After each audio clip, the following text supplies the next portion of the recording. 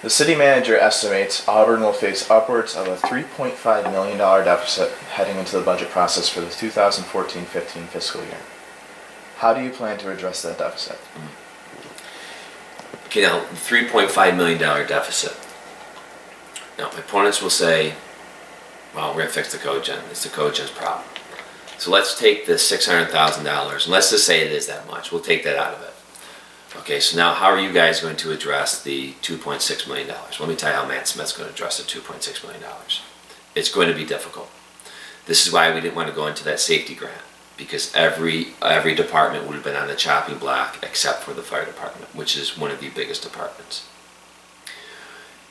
Greg, if you looked back into the archives at the Citizen from the year I was elected in 2005, and you looked at every single budget, you would have seen a consistent theme given by me, which was, folks, even good times when there was not tax increases, I haven't voted for too many budgets. Because we refused, the councils in the past refused to address the economic concerns that we knew were coming. High pension cost was coming. We got nailed with that in 2009. I think it was like $800,000. We knew it was coming. The council then didn't want to plan. You'll see votes of 4-1 or 3-2. Okay, and I'm one of the votes in the minority always. We need to restructure. I've said this for years. I've offered plans in the past, and they've been ignored.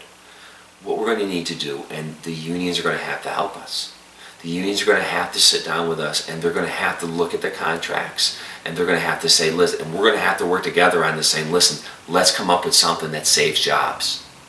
Secondly, what we're going to need to do is we're going to look at every department, and let's see, I'll give you one example, the clerk's office and the finance department. Let's combine the two. Let's cross-train. Let's cross-train employees. You see that in doctors' offices. You see that in law offices. You see that in the private sector all the time, where one person can do multiple jobs. We need to do those types of things. We need to look at generating more revenue. And I got to say, generating more revenue is going to mean that we're going to have to be creative. All right, we're going to have to be aggressive in marketing the city. Let's go at marketing some retailers and see if we can bring them in downtown. All right, and let's see if they can come in downtown Auburn, because everyone's talking about downtown. It's great what we have in downtown. All right, but Auburn needs to be more than just bars and restaurants. Main Street's, a lot of attention has been addressed on Main Street. We need to focus in the neighborhoods, because we're losing the neighborhoods. People are leaving because it's cheaper to live somewhere else. That's why I keep pushing making Auburn an affordable city. That means we need to work smarter. We need to govern smarter. Our Department of Public Works, Greg, 35 guys show up to the garage every day. Now there's more people within the Department of Public Works, but 35 guys show up to that garage to cut the grass, to plow the streets, to do all the day-to-day operations of the city. 35 guys. There's not much room to cut there.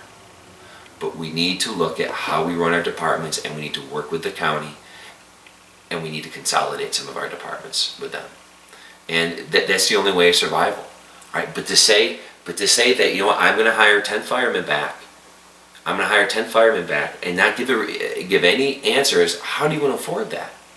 Because if you bring 10 firemen back, you're adding another $1 million. All right, then say, well, if we took the safety grant, we would have been fine. Okay, let's say we took the safety grant. In 2 years, you're going to face another $1 million you just tacked onto your budget.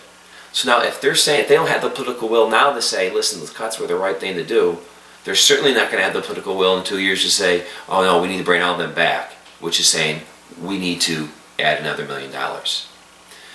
I've gave this example before, and this was before you were covering the city. Testone and Marshall came in, and no one from the city, their accounting firm, no one from the city council knew who these people were. Mr. Rossi was the interim city manager.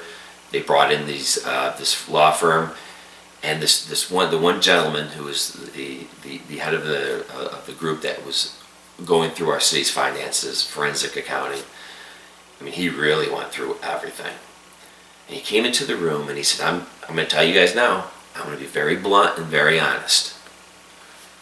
He goes, you guys could raise taxes 10% and you're still not going to solve your problems. He said that publicly on the council floor as well. It's not Auburn that has just a revenue problem. We have a spending problem. And my opponents, their answers are tax and spend. That's their answers. That's all they've given. We're going to tax and we're going to spend. So that means the only way, if they're not willing to make cuts, Greg, that means they're willing to go over the tax cap. All right, and that's what many of their arguments are saying. Well, we'll get revenue through the tax cap, or going over the tax cap, 4%, 5%. I don't know what it is. This place will look like the Mexican border. All right, if they do that, people will be leaving in groves, getting out of here, going to Senate. Okay, they'll be going to Aurelius, going to Troop. There'll be a mass exodus out of the city, and that's what's the problem with Auburn. People are leaving because it's not an affordable city. And the only way, Greg, we're going to make an affordable city is making the tough choices that these last two councils, the last two budgets we've made. It is not fun to look at people who just lost their job and saying, listen, you're fired or you're laid off, and knowing that they have a wife, knowing that they have children. It is not fun. I've seen it with my own colleagues in the school district. Greg, why did the school district cut or close West Middle School? Was it because they just wanted to put all the kids in one building? No, they cut it because our population's dwindling. Why did the Auburn School District get another $1.8 million? Because the classification of Auburn School District changed because of our poverty level and the decrease in population. Everyone understands this except for the three challengers. They want to avoid that.